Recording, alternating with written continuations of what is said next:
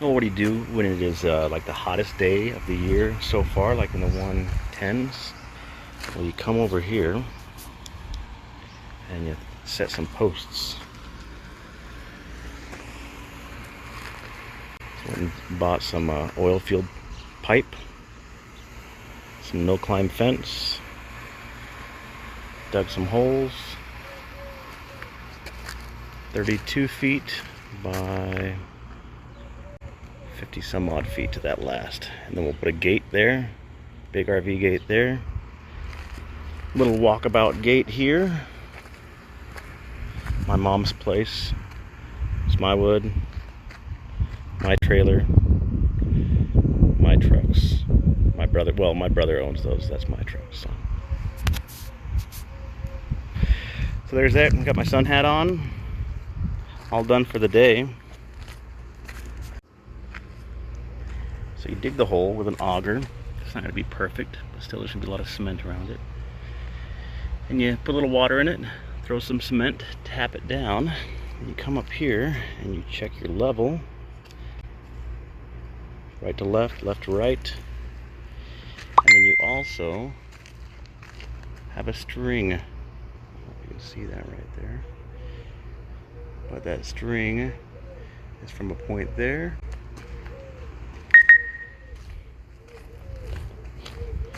and that way you can get a good shot right down straight fence. I cut the posts at 7 feet high. I dug the holes at 18 inches, give or take. And of course that's not going to be, and that's going to give you some room on top.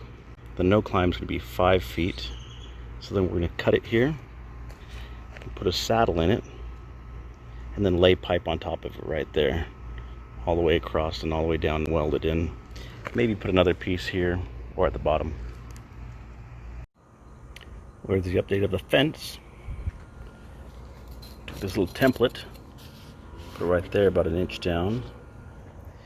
Use the plasma cutter to cut all the way there and then ground it down. It's called a saddle. Sits right in there. About halfway, I'm going to weld it up and then do it there and there and there and there. So right now, just trying to perfect the saddle making process. It all depends on the inside. These little pieces on the inside, the corners, are what kind of it sticks on. So it's all the grinding, the finishing. Cut this flat and put a cap on the end. And stick weld it up. But one problem I have is a little compressor that I need the air for my. And so tripping the breakers, even the breaker on the generator. So I need to figure that problem out, because without air, the plasma cutter does not work.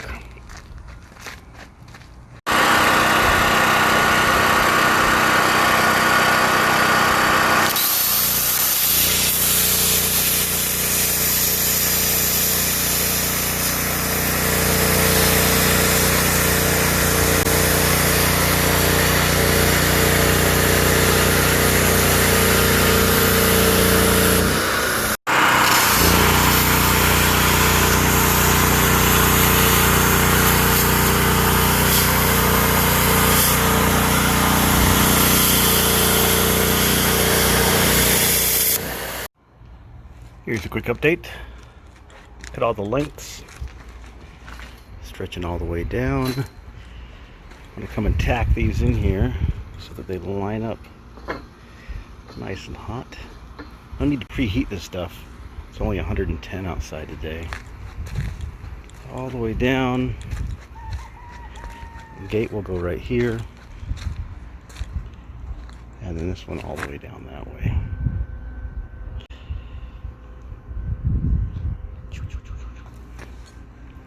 It's hot.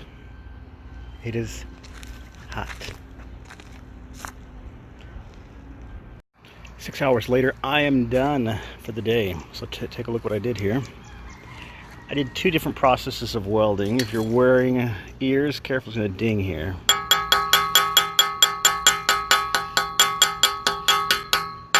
So this is my favorite weld, of course. It is the last one of the day, and I'm not a welder, but it looks pretty. That was done with, what this has is inside of it, it has a shielding. So when it burns, it shields itself, and that's why you get the little slag that you can knock off. A process called flux core. I don't know why it's not focusing.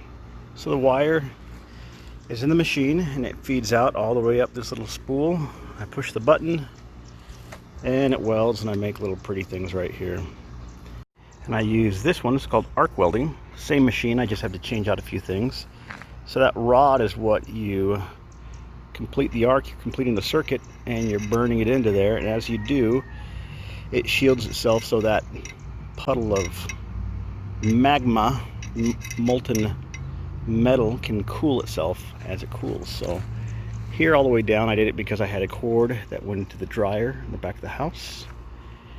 But once I got to this other side, so since I was too far away from the extension cord wouldn't fit, I had to use the generator, and the generator just didn't like to supply the power for the arc welding. It needs a consistent amperage power, and if not, then it sticks and it doesn't go well. And so I switched this one over to flux core.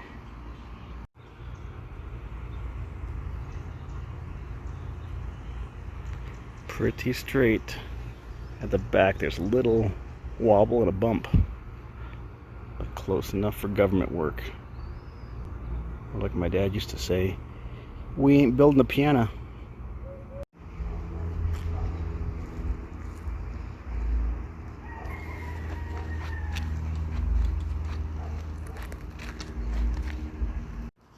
I guess they have these things called welding jackets. I just wore my long sleeve camping shirt. People are like, why are you wearing church clothes camping? Until you wear a button-up shirt with a collar, long sleeve, in the outdoors, nothing beats it. We are back in Apache Junction, finishing up everything. What I did was I took this metal bandsaw, I marked, and then just cut the pipe like that. Cut those little wings off. Measured them, and I found about 3/4 of an inch over is what gives you the perfect snug fit. You want to fit nice and snug, and then I'm going to come around and put a nice weld on there. It's one of the better ones. Nice tight fit all the way around. Some of them had to be encouraged. That's good. Makes it nice and tight. And I went 3 feet from the top down there and all the way down. Now the fun begins. Welding them up. This is day 5, 4, 5, I don't know, of the saga of the backyard fence. So, hung my first gate. It's off a little bit there. Use the same oil field piping. And then what I use, they have this called sucker rod. And what it is, it's rod that's about an inch, maybe that's 3/4 or 7/8, and it uses to go through the pipe to go up and down and pull all the oil, suck all the oil out of the ground. This piece right here is the coupling, has threads on it, and it'll thread one sucker rod here, and that'll go all the way up, and one sucker rod there, and it'll go all the way down. So what I did was I cut the end off right there, and I welded it with a couple pieces of sucker rod. And so when you want to open and close the gate, it just spins on those threads. So you have the sucker rod end right there with the one coupling, sucker rod end, and another coupling welded up. No creaky gate sound. It can open pretty much all the way. It's somewhat stiff, I'm sure it'll break in. And it kind of sticks there. So if we did want to open it all the way, we could.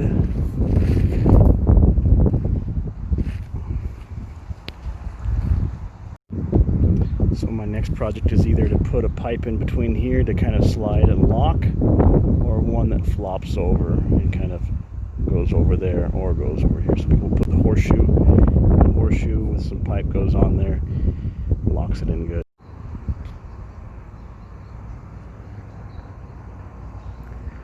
Don't mind my pretty welds right there.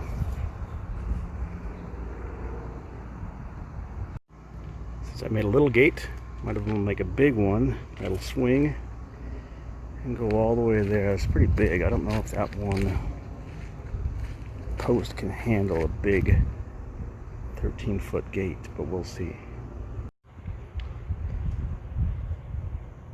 12-foot gate. I'll weld it up and ready to hang. Not the prettiest welds going on here, but one buddy told me of a trick. You first weld it with 6011, which is just a different type of welding stick. Clean it up, and then you stack on top of it 7018 and give you a stronger weld. Doesn't like to focus. A 2-inch pipe will fit into here. So on the bottom where my foot is, but of course on the post that I'm going to hang this gate on, it's going to have about 4 or 5 inches of 2-inch pipe that will go up and slide into there. Then I'll take this piece and weld it where I need to weld it, and this will be kind of this, it'll weld on here, and then this piece will be my hinge, the big piece. That's where the gate will swing.